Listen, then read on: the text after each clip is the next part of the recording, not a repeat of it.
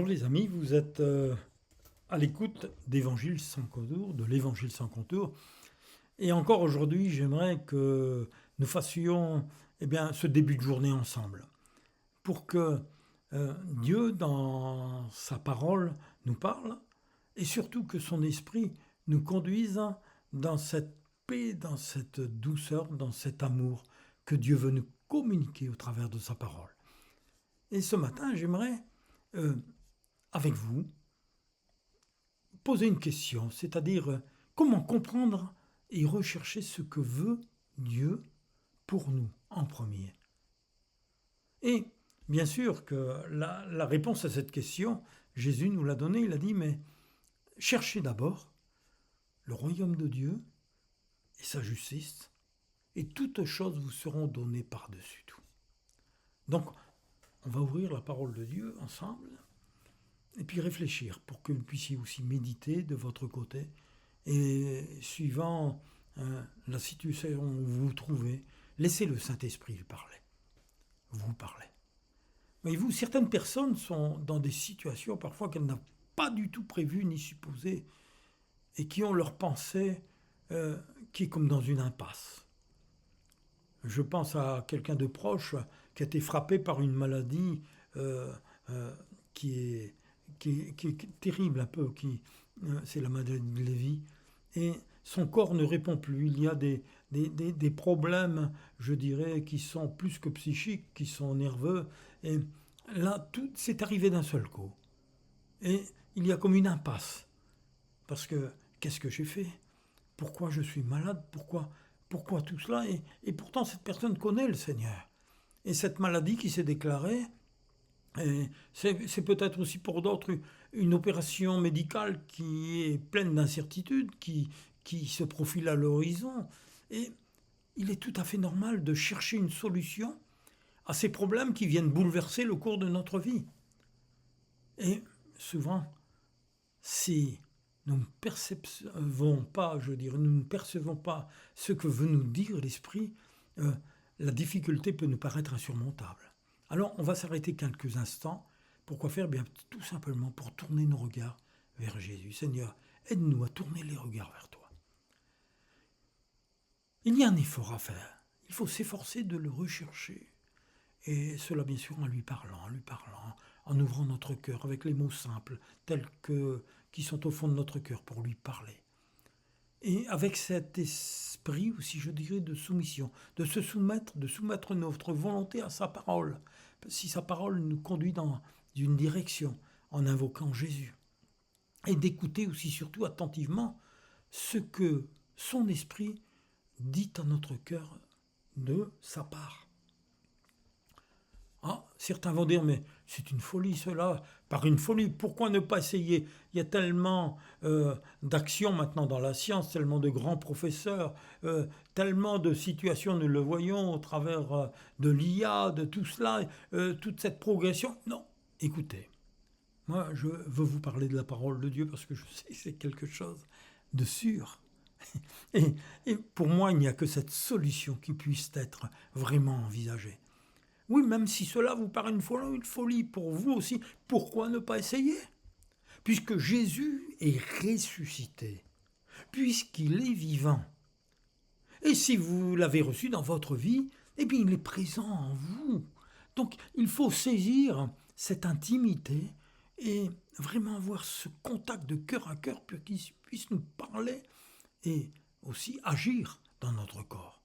1 Corinthiens chapitre 2, versets 9 et 10 dit « Comme il est écrit, ce sont des choses que l'œil n'a point vues, que l'oreille n'a point entendues, et qui ne sont point montées au cœur de l'homme. Des choses que Dieu a préparées, pour qui? Pour ceux qui l'aiment. Dieu nous les a révélées comment? Par l'Esprit. Car l'Esprit sonde tout, même les profondeurs de Dieu. » Et même en allant plus loin, versets 12 et 16, d'un Corinthiens chapitre 2, il est dit « Or, nous n'avons pas reçu l'esprit du monde, mais l'esprit qui vient de Dieu. » On ne va pas chercher, je dirais, dans la médiathèque du monde, non. On va chercher dans la médiathèque de l'esprit, dans sa parole. L'esprit qui vient de Dieu. afin que nous connaissions les choses que Dieu nous a données par sa grâce. Beaucoup passent à côté des promesses et des bénédictions de Dieu parce qu'ils ne les connaissent pas. Ils ne vont pas assez en profondeur. Et pourtant, Paul disait, or nous avons la pensée de Christ parce que Christ habite en nous. Alors, si vous avez déjà fait le premier pas pour le rencontrer, pour rechercher et comprendre, eh bien, sachez une chose, que vous êtes entré dans le royaume et vous y êtes entré par la foi. Continuez à avancer par la foi. Dans Colossiens chapitre 1, versets 12, 13 et 14, il est dit, premièrement, remerciez avec joie Dieu le Père, parce qu'il vous a rendu capable d'avoir part au bien qu'il réserve dans le royaume de lumière à ceux qui lui appartiennent. Mes amis, dans le royaume de Dieu était tout plein de cadeaux. Et beaucoup de cadeaux restent fermés, pourtant ils sont là, prêts à être ouverts pour nos bienfaits. Et le plus grand des cadeaux, il est écrit qu'il nous a rendus en effet, il nous a en effet arrachés à la puissance de la nuit, et il nous a fait passer dans le royaume de son Fils bien-aimé, là où Jésus est roi. Et c'est par lui qu'il nous a délivrés du mal et que nos péchés sont pardonnés. Alléluia. L'ennemi, l'accusateur, ne peut plus nous accuser. Nos péchés sont pardonnés. Et le Christ est l'image visible du Dieu invisible, Jésus. Jésus est le Dieu et l'image visible du Père. Il est le Fils premier-né, supérieur à tout ce qui a été créé. Apocalypse, d'ailleurs, chapitre 3, verset 14, disait « Voici ce que déclare l'Amen, le témoin fidèle et véritable, qui est à l'origine de tout ce que Dieu a créé. » Il est à l'origine de tout ce que Dieu a créé. Et un peu plus loin, il est écrit, chapitre 3, versets 21-22, « Et à ceux qui ont remporté la victoire par la foi, j'accorderai le droit de siéger avec moi sur mon trône. Tout comme moi, après avoir remporté la victoire, je suis allé siéger avec mon Père sur son trône. » Jésus est assis à la droite de Dieu. Il règne. Il suffit d'un mot, il suffit qu'il claque des doigts pour que la chose s'accomplisse. Il suffit qu'il envoie sa parole pour que sa parole nous guérisse. Il suffit que Dieu change, incline les cœurs pour que la situation soit complètement bouleversée, transformée. Alors, voilà pourquoi il nous dit que chacun, s'il a des oreilles, écoute bien ce que l'Esprit dit aux églises. Ce que l'Esprit dit aux églises. C'est important. Écoutez ces paroles. C'est une réponse qui vient du Fils de Dieu. Et parfois, la réponse peut être assez déstabilisante. Pourquoi ? Parce que lorsque nous saisissons qui nous parle et sa position de roi tout-puissant, eh bien, nous comprenons que la solution est là, elle arrive. Et nous devons la recevoir par la foi. Mais, bien sûr, Colossiens chapitre 1, verset 23 nous dit « Si du moins, vous demeurez fondés et inébranlables dans la foi. » La foi, elle vient de ce que l'on entend, de la parole de Dieu. La foi, eh bien, ce sont appelées les choses qui ne sont pas visibles, qui sont invisibles comme visibles déjà. Pourquoi ? Parce qu'elles sont créées dans notre cœur. Et il nous est dit, il ne faut pas se détourner, sans vous détourner de l'espérance de l'évangile que vous avez entendu. Attention à toutes les voix qui viennent, même parfois dans votre propre famille, avec vos amis, avec des gens que vous aimez, qui écoutent la voix du monde plutôt que la voix de l'esprit. Pourtant, il dit, non, surtout ne vous détournez pas de l'évangile que vous avez entendu et qui a été prêché à toute créature sous le ciel. C'est Paul qui disait cela. Il dit, dont moi, Paul, j'ai été fait ministre. Vous savez, Paul était très direct. Et il va dire aussi, recherchez d'abord le royaume et la justice de Dieu. Éphésiens 4, verset 23-24 nous dit, il faut que l'inspiration de vos pensées soit renouvelée. Et elles ne se renouvelleront que si vous lisez sa parole, que vous la laissez descendre dans votre cœur, que vous la preniez comme une eau, bénie, une source d'eau vive qui va couler dans votre cœur, pour que votre cœur soit transformé. C'est elle qui transforme. Et que toute votre attitude mentale, là, dans vos pensées mentales et spirituelles, eh bien, soit changée. Habillez-vous de neuf. Mettez des vêtements propres, les vêtements propres de la vie nouvelle. dont Dieu a créé le modèle à son image, et l'image qu'il nous a donnée, c'est Jésus. Cette vie se manifestera par la vie juste et sainte que produit la vérité. Ta parole est la vérité. Jésus est le chemin, la vie et la vérité. 2 Corinthiens, chapitre 3, versets 16-17. Lorsque les cœurs se convertissent au Seigneur, c'est-à-dire qu'ils font vraiment demi-tour par rapport à leur vie ancienne, eh bien, le voile est ôté. Nous marchons dans la lumière. Or, le Seigneur Jésus, c'est l'Esprit.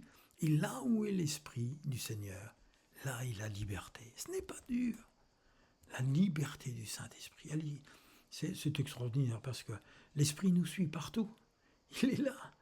Que ce soit au travail, que ce soit dans notre temps de repos, que ce soit dans notre vie de famille, que ce soit à l'église, que ce soit partout. Là, nous vivons dans cette liberté des enfants de Dieu. Christ nous a rendus libres du péché. Nous vivons en nouveauté de vie. Romains 8,2 dira aussi, pour être dans le royaume de Dieu, eh bien, nous vivons à présent sous un nouveau régime. Je vous l'ai dit déjà, nous le verrons plus tard, mais le royaume de Dieu, ce n'est pas une république. Ce n'est pas une république où nous élisons un président et puis après il y a des ministres, il y a des sénateurs. Non, dans le royaume de Dieu, ce n'est pas cela. Le royaume de Dieu, il y a un roi. Et le roi, c'est Jésus. Et c'est lui qui a mis toutes ces autorités en place qui lui sont tout à fait soumises. Il y a des milliards d'êtres vivants dans le ciel. Cet esprit nous donne la vie qui était dans le Christ Jésus. Ne cherchez pas plus loin. Et nous introduit dans la communion avec lui. Ce n'est pas quelque chose de sentimental, émotionnel, je dirais. Vous savez, il y a des gens qui sont très émotionnels, il faut qu'ils se mettent et qu'ils aient quelque chose à voir, une statue, même aussi belle soit-elle, mais une statue c'est une statue et Dieu ne veut pas qu'on se mette à genoux devant une statue. Il ne veut pas qu'on ait cela à côté de notre table de chevet, il ne veut pas qu'on ait des figures accrochées, non, c'est une communion d'esprit. C'est quelque chose qui ne se voit pas mais qui se ressent. C'est une puissance vivifiante de l'esprit qui me soulève hors du cercle vicieux du péché et de la mort, disait. Elle nous introduit dans la communion avec lui, avec Jésus. C'est un ordre nouveau qui me permet d'échapper au régime du mal qui me menait à la ruine. Il coupe les addictions, il nous coupe vis-à-vis du péché. Il va nous le mettre en horreur. Et petit à petit, notre vie nouvelle va prendre le dessus, notre vie ancienne est complètement déracinée. Mais qu'est-ce qu'un royaume ? Je vous le disais, d'après ce que dit le dictionnaire, c'est un régime dans lequel la fonction de chef d'État est héréditaire. Un roi, c'est un roi. Et celui il transmet son pouvoir à son fils. C'est un monarque. Dans notre monde, il y a des rois, il y a des reines, il y avait des tsars, etc. Mais un roi n'est pas une république où l'on trouve un président comme chef d'État élu par le peuple. Un royaume n'est pas démocratique, c'est pas les hommes qui font la loi. Il y a un roi qui, dans le royaume de Dieu, qui détient tous les pouvoirs et qui a donné, qui a inscrit ses lois dans notre cœur. Oui, le royaume de Dieu a un roi. Dieu, notre Père, a remis son royaume à son Fils Jésus-Christ, qui est l'héritier unique. N'en déplaise à tous les chefs d'État, eh bien, qui oublie qu'il y a quelqu'un qui est au-dessus d'eux. C'est Jésus qui est le roi des rois. Et maintenant, il est assis sur le trône divin à la droite de son Père. Actes chapitre 2, verset 34-35, il dit, et ça aussi, c'est pour mes amis les Juifs, David n'est pas monté au ciel, mais il l'a dit, le Seigneur, Dieu le Père a dit à mon Seigneur, Dieu le Fils, assieds-toi à ma droite pour régner avec moi, jusqu'à ce que j'ai soumis tes ennemis et qu'ils soient comme un escabeau sous tes pieds. Matthieu, chapitre 28, versets 18 à 20, disait, Jésus s'approcha et leur dit, tout pouvoir, c'est Jésus qui l'a dit, m'a été donné dans le ciel et sur la terre. C'est-à-dire qu'il est l'héritier, le premier héritier, son Père est Dieu, Jésus est le Fils de Dieu. Et c'est pour ça qu'il a dit, après, eh bien, allez maintenant et faites de toutes les nations des disciples en les baptisant au nom du Père, du Fils et du Saint-Esprit. Et enseignez-leur à observer tout ce que je vous ai prescrit. Et voici, je suis avec vous tous les jours jusqu'à la fin du monde, parce que Jésus est vivant et il nous a envoyé son esprit. Encore, Isaïe dira chapitre 35, versets 4 et 6, tout. Je pense à tous ces amis qui vivent encore sous la loi. Écoute un peu. Dites à ceux qui ont le cœur troublé, prenez courage, ne craignez point. Voici notre Dieu. La vengeance viendra, la rétribution de Dieu. Il viendra lui-même et il vous sauvera. Alors s'ouvriront les yeux des aveugles, s'ouvriront les oreilles des sourds. Alors le boiteau sautera comme un cerf et la langue du muet éclatera de joie, car des eaux jailliront dans le désert et des ruisseaux dans la solitude. Alléluia! C'est ce qui s'est passé lorsque Jésus est né de la Vierge Marie. Il a grandi, justement, Jésus de Nazareth, auprès de son père nourricier Joseph. Et là, à l'âge de 30 ans, il a commencé ce ministère que son père lui a donné, justement. Et là, les yeux des aveugles se sont ouverts, les oreilles des sourds se sont ouvertes aussi, les boiteux ont sauté comme des cerfs, les muets ont commencé à éclater de joie, à parler. Oh, merci, c'est magnifique. Ça, c'est le royaume de Dieu qui est réel. Il est authentique, il est venu, Jésus nous l'a fait voir. Et l'histoire biblique nous en parle, il a été annoncé et s'est manifesté au travers de Jésus par des prodiges, des miracles, selon Dieu le Fils, par son pouvoir qui lui a été donné par le Père. Il n'est pas discutable. Et cela, je dis cela à toutes les autorités. Il n'est pas discutable que vous soyez chef d'État, ministre, sénateur, préfet, toutes les autorités de ce monde. Avec Jésus, on ne discute pas. Mais son pouvoir est vrai. Il a dit lui-même à Pilate qui dit « Mais moi j'ai le pouvoir de te crucifier ». Mais Jésus lui a dit « Mais non, tu n'as aucun pouvoir parce que ce pouvoir que tu as, c'est Dieu qui te l'a donné. Sans quoi tu ne l'aurais pas eu. » Mais il a dit « Mais moi je demanderais, mon père m'enverrait un bataillon d'anges, des légions d'anges avant ce non. Mon royaume n'est pas de ce monde, mais je suis roi, tu l'as dit. » Il est vrai que Jésus en est le roi. Jésus, c'est le mystère de Dieu. Mais il faut le croire par la foi. Les prophètes l'ont annoncé. Il est le sacrificateur du Dieu très haut. Il est extraordinaire. Il correspond justement à qu'il nous faut comprendre que ce royaume de Dieu existe, où Dieu est roi, il règne en souverain. Ésaïe 33, 22, car l'Éternel est notre juge, l'Éternel est notre législateur, l'Éternel est notre roi, et c'est lui qui nous sauve. Le Père et le Fils sont un. Jésus-Christ nous sauve. Il n'est pas un président, il n'est pas un patron, il n'est pas un chef d'entreprise. Il est roi. Il a un gouvernement où il est le roi, le maître absolu, le qui a tout pouvoir. Le royaume de Dieu est un règne d'origine céleste et divin, où Dieu en est le roi et le Père, qui est l'amour et la vérité, qui en sont les principes de la vraie vie.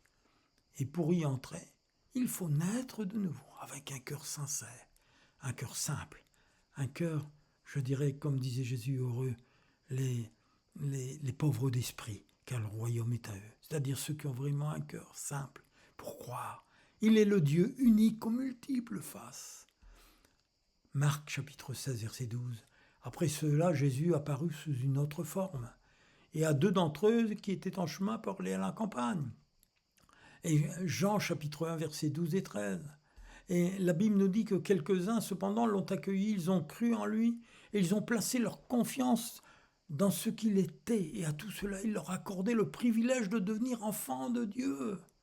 Peu importe leur race, peu importe leur sang, puisque ce n'est pas par une naissance naturelle qu'ils sont devenus enfants de Dieu, mais c'est sous l'impulsion, ni sous l'impulsion d'un désir instinctif ou par une initiative d'homme. Non, pas parce qu'un homme l'a dit, c'est Dieu lui-même qui les a fait naître. C'est un miracle invisible dans la pensée du chrétien, on ne peut l'expliquer. Dieu se révèle dans un cœur qui croit. Et ce royaume a des lois qui entraînent à des attitudes pratiques. Et la loi absolue, c'est l'amour. C'est pourquoi Jésus a donné ces 2 commandements qui vont remplacer tous les anciens commandements. Je vous donne un commandement nouveau. Aimez-vous les uns les autres. Comme je vous ai aimé, vous aussi. Aimez-vous les uns les autres. Et dans Matthieu chapitre 22, versets 37 à 39, tu aimeras le Seigneur ton Dieu de tout ton cœur, de toute ton âme, de tout ton esprit.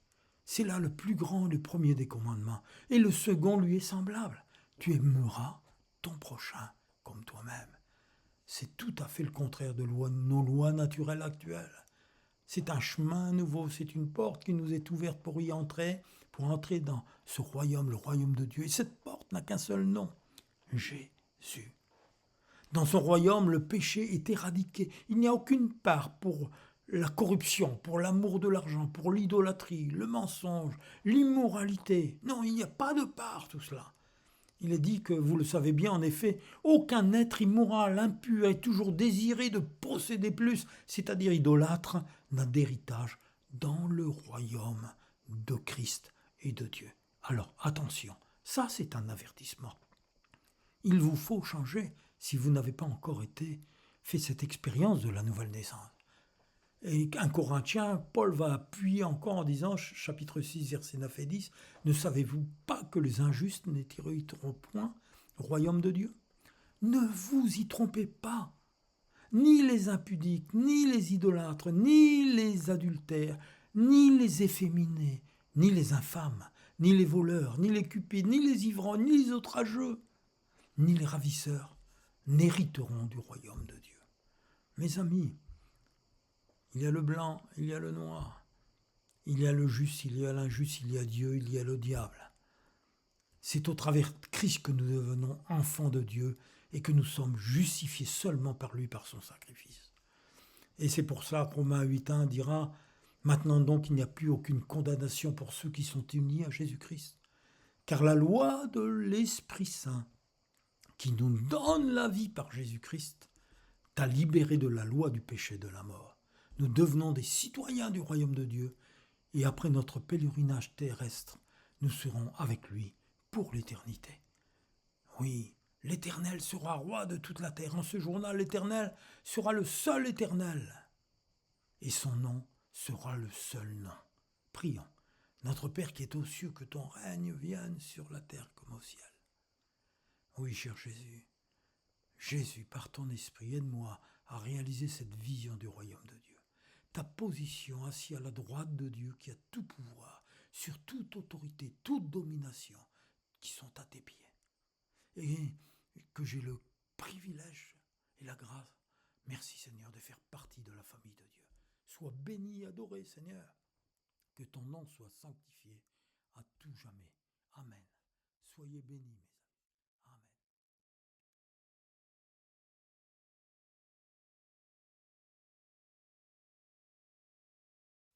Le Fils de Dieu voudrait t'entourer de ses puissants bras d'amour. Lui seul peut combler ton âme pour toujours. Oh, donne-lui ta vie entière, son esprit plein de lumière descendra sur toi et te guérira. Jésus, oh Jésus, remplis-nous de toi. Jésus.